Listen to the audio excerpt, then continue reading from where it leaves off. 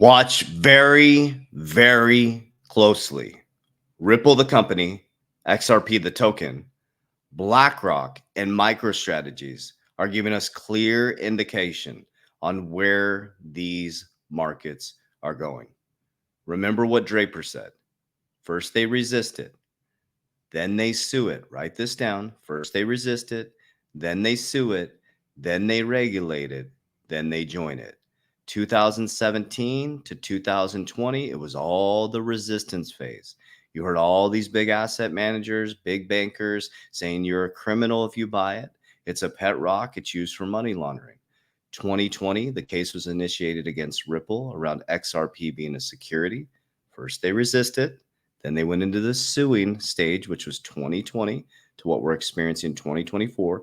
Now we're transitioning to first they resist it, then they sue it. Now we're transitioning to regulation and joining phase. There's a stark difference. We're out of the wild, wild west now. Now it went from cryptocurrency is a fraud to how can we regulate and pull cryptocurrency underneath the traditional financial system. So if your emotions are price sensitive, you're gonna get rocked. If your strategy is a long-term fundamental blinders on understanding this is going to be a big wave of energy, you potentially could radically transform your family's wealth timeline. All right, so let's dive right in. So the first thing I wanted to show you guys is a big announcement by Ripple here with BBVA and IBM to bring highest security and performance to its growing trading platform. So this is what they're talking about here about custody, right? So we're starting to see the transition where banks are working with companies like Ripple that now have regulatory clarity, the only token XRP. This is talking about their technology around custody. But I've been trying to tell you guys by 2030, the banks are going to be begging to custody your cryptocurrency, okay? It says we've seen clear demand for growing interest from our customers in digital assets. In order to respond to this demand, we've launched BBVA Digital Asset Company in 2023 and currently providing services for BTC, ETH, USDC, AVAX, Chiz, XRP, ARB, and Solana. Garanati BBVA, the number of our customers who prefer to transfer and store their crypto assets is increasing daily. We will continue to scale by increasing our asset diversity and developing our services infrastructure in collaboration with Ripple and IBM gives us the confidence of institutional grade custody infrastructure, which offers safety, robust governance, and compliant process. So think about that. What company, if you're an institution, we need institutional adoption. What company are you going to go with? A company that is sitting out there trying to figure this out, or a company who now has regulatory clarity, a company who's battled the American SEC for 4 years and keeps winning, who is a juggernaut in the cryptocurrency space, who is getting innovation and cooperation from every other country but America. So this is on Ripple's website. You guys can see this, access the entire digital access economy. This is what I want to show you guys. Scale new revenue streams and deepen customer retention with secured custody solutions. Banks are going to be feverishly working to get your cryptocurrency under custody because banks make money in 3 ways: interest income, fee income, and capital markets income. Okay. Fee income is going to be really big. They're going to want to hold your cryptocurrency. They're going to want to give you interest on it because they're going to use it just like they do in the traditional financial system. What I want you to hear from this is that you're seeing a transition into the normal financial system. Now, there was a huge visceral response to this, including the founder of Ethereum, of what Michael Saylor just said. But I want you to listen to what he says, right? There's a very small percentage of the population invested in cryptocurrency. So listen to what he says, which is super important around where the money is going to be coming from, because that is your price appreciation. But just listen to what he says. If there is more Bitcoins held with these third-party custodians, what risk does that pose, having greater supply held by fewer large institutions? Does that increase the risk of seizure and confiscation like we've seen with gold? And is that not exactly what Bitcoiners don't want to happen? No, I think it's the opposite. I think that when the Bitcoin is held by a bunch of crypto anarchists who aren't regulated entities, who don't acknowledge government or don't acknowledge taxes or don't acknowledge reporting requirements, that increases the risk of seizure. You have an OG crypto community that's very hardcore about it, but if you look at where all the money is, 99.9% of the money is actually in the traditional economy. If you consider the great. Okay, so that's really important what he just said. 99% of the money is in the traditional economy. So if you want price appreciation, we need the traditional economy in this. We're not saying we want government to take over cryptocurrency, but think about this for just a moment. Just a moment. It went from it's totally, Bitcoin decentralization to having a presidential candidate at Bitcoin conference, Cynthia Loomis at the Bitcoin conference, and RFK. And they built a treasury bill or a bill that could pull it underneath the treasury. And it's like everything is switched, right? Switching before your eyes. Problem, reaction, solution. Whoever creates the problem creates a visceral reaction. The people comes up with a solution. This has happened over and over and over again, guys. So this is the response from we know the creator of Ethereum. He says, Saylor's comments on big bank BTC custody are batshit insane. So I wanted to show you this video that Crypto Area posted. I think it was today, I believe so, October 24th at 6:08 a.m. Okay, so this is Brad Garlinghouse on what station is this? I don't know. I'll have to take a look at it, but this is on Crypto Area. So I'm going to show you the first half of it. I recommend you go watch it because what she shared was, is Ripple selling? On the back end of this video on her channel, you'll see he doesn't say he's selling, but they talk about the Stripe stablecoin connection. Guys, remember what I started with. First they resist it, then they sue it, then they regulate it, then they join it. We're now in regulation and joining phase. So don't be price sensitive. Be long-term fundamental. Okay, long-term fundamental. Have an exit plan. I'll explain exactly what I do after this. Check this out. It's a great way to get into our next guest, Ripple CEO Brad Garlinghouse, of course, one of the companies we named when it came to the involvement in this election cycle. And Brad, it's interesting because your co-founder, Chris Larsen, has given a lot of money to the Harris campaign. You had just told us a little bit ago that you are fiercely independent. And so when you think about the differences in the candidates and how they might approach crypto, what do you really know, particularly because the Harris campaign has been far more vague? Well, I think there's one thing I feel very confident about, and that is the Biden administration's approach to regulation of the crypto industry. That is coming to an end for sure. And I think no matter where this plays out at the presidential level, we'll have a more constructive engagement with this industry.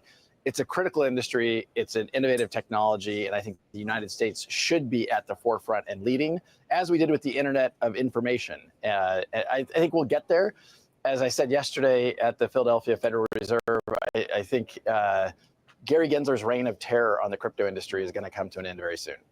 Brad, in your view, does it matter if Kamala Harris is president come January 20th or Donald Trump is president come January 20th? What's better for you? What's better for Ripple? Well, I've taken a very neutral point of view. For the crypto industry, I think it's clear that the Republicans at a macro level have been more proactive in saying this is an industry that needs clear regulation. You have seen a Republican-led bill in the House pass with 71 or 72 Democrats crossing the aisle to support that in a very bipartisan way. So I think we have seen a more Republican-centric, but I also think you've seen indications that the Harris campaign wants to reset some of the very flawed approaches that the Biden administration has had with the crypto industry and other parts of technology. So what I'm optimistic about is we're going to see a change. We're going to see a reset. And I think we need that at the federal level. The United States, there's no question, the United States is behind other leading countries like the UK, like Switzerland, like Singapore, like Japan, that are way ahead in providing constructive and clear regulation and rules of the road for this industry. Okay, so that's what I want you guys to hear. So head over to Crypto Aries channel, and she goes plays the whole video there. So let's recap this, right? First they resist it, then they sue it, then they regulate it, then they join it. We are now in regulation and joining phase. Okay, America very clearly have told you guys. Now I'm talking just around crypto. I'm not talking other things in society. It doesn't matter who becomes president. Everything else matters, yes, but I'm talking about crypto specifically, okay? I'm talking about the cryptocurrency ecosystem that I understand at a deep level from a banking perspective. So what is going to happen? And like Michael Saylor said, 99% of the money is in traditional finance. But the things that I've reported to you guys over the last couple of weeks, number one, BlackRock getting into the derivatives market, making it much easier for institutions to have less risk. You got Ripple getting into custody services, right, with their suite of products that they have.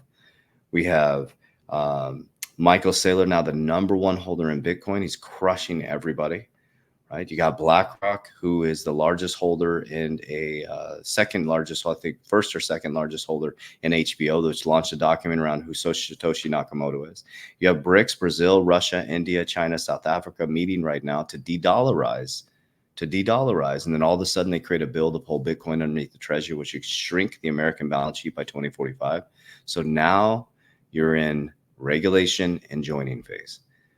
So price sensitivity is going to wreck you.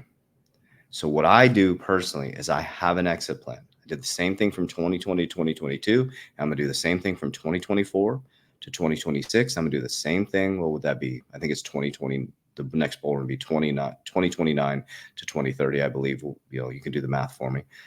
But basically, I'd use the risk pyramid. Very simple, okay? At the bottom of the risk pyramid, you have tier one capital. I'll explain.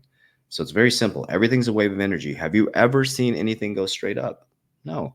Everything goes up, everything goes down. Have you ever seen a relationship be perfect? No. Have you ever seen a market go straight up? No. Have you ever seen yourself? We're all cycles. We're cycles of energy. We go, tide goes in, tide comes out. Simple.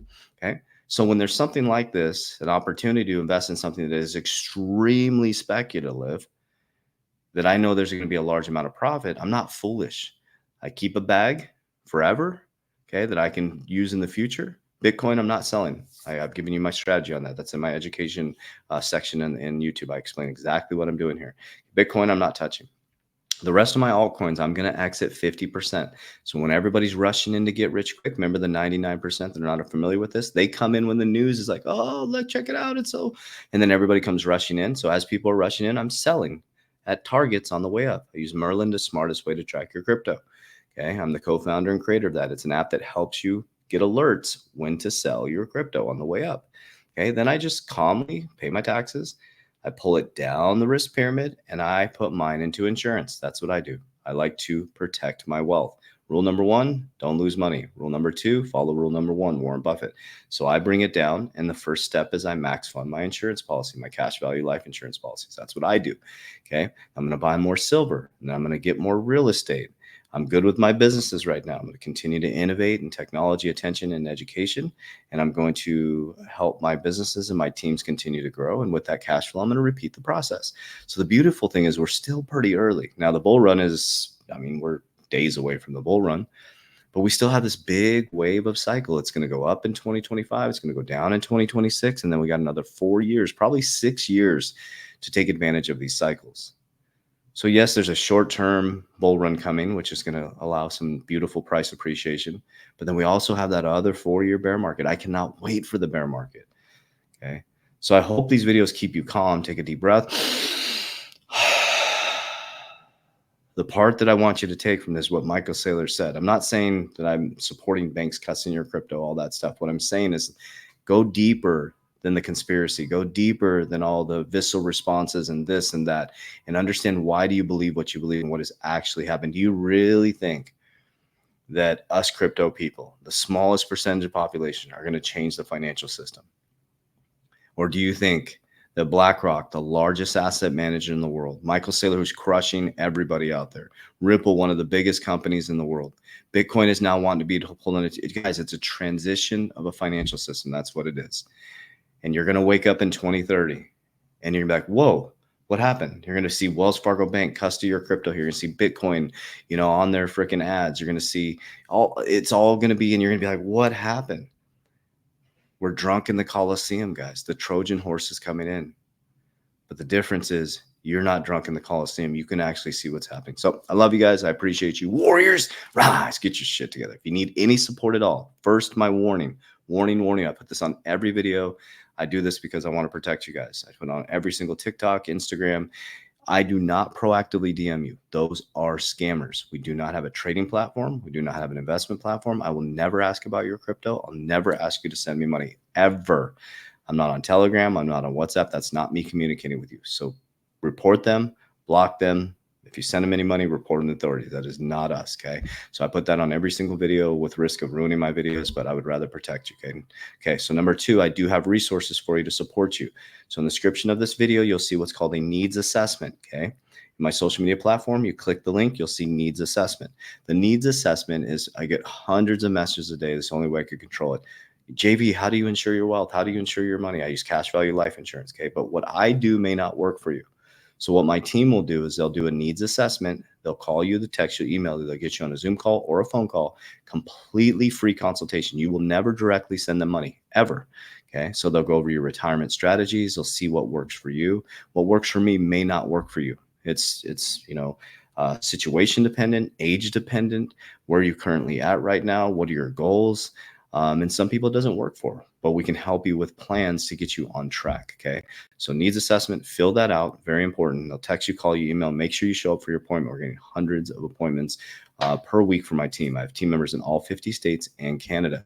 Number 2 is if you want to get your shit together, you want to roll with me, join my 120-day challenge. I'll show you exactly how I put blinders on and how I stay so focused, non-emotional, okay, not these visceral responses. How I tap in and tune in and understand that God is good, Christ is with us, and we win in the end. Join my 120-day challenge by clicking the Warrior Academy or Coach JV. So I love you guys. 2 separate things. So I love you guys. I appreciate you. I'll see you on the inside.